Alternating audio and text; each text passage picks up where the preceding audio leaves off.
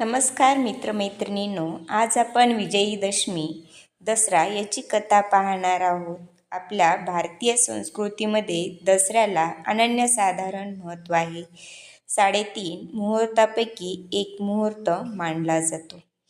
रघुराजाने विश्वजित नावाचा यज्ञ केला. विश्वजित यज्ञ म्हणजे आपल्या पराक्रमाने सर्व पृथ्वी जिंकायची आणि जिंकलेले सारे राष्ट्र, सोने, नाणे, रत्न हे गरजू लोकांना दान करून टाकायचे. केवढी त्यागाची भावना आहे ही. रघुराजाचा यज्ञ संपला.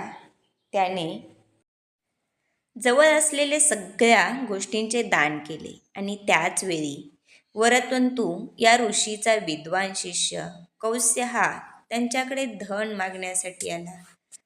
त्याला गुरुजींना गुरुदक्षिणा द्यायची होती. खरे म्हणजे गुरुनी त्याला सांगितले होते, बाळ, तू शिकलास, ज्ञानी झालास, आणखी मला काय हवं, हीच माझी गुरुदक्षिणा.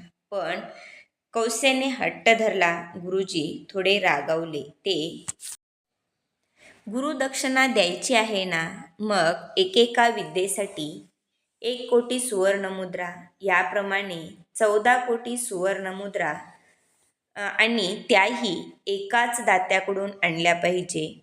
एवढं मोठं दान एकाच वेळी देऊ शकणारा राजा त्यावेळी एकच होता, रघुराजा. म्हणून कौत्स्य त्यांच्याकडे आला. राजाने त्याचे स्वागत केले.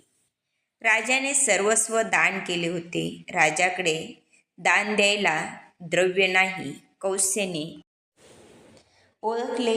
तो राजाला आशीर्वाद देऊन परत जाऊ लागला. पण राजा त्याला जाऊ देईना. राजाने त्याचे येण्याचे कारण जाणून घेतले आणि 3 दिवसांची मुदत मागून घेतली.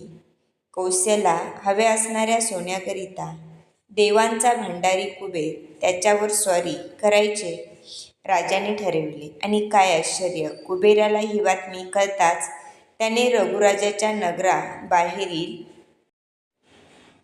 शमीवृक्षावर सुवर्णमुद्रांचा पाऊस पाडला.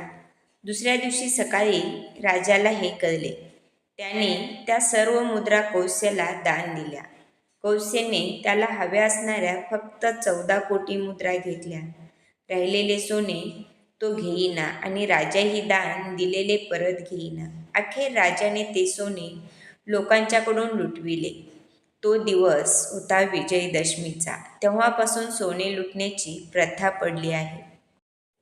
विजयादशमीचे महत्त्व म्हणजे 3.5 मुहूर्तातील हा मुहूर्त भारतात मोठा सण मानतात. महाकाली, महालक्ष्मी, महासरस्वती यांचा हा विजय उत्सव नवरात्रीतील सेवेने पूर्ण होतो. धन्यवाद. जर व्हिडिओ आवडला तर व्हिडिओला लाईक करा, सबस्क्राईब करा आणि बाजूचे बेल आयकॉन प्रेस करा, म्हणजे नवीन व्हिडिओ आला की नोटिफिकेशन मिळेल.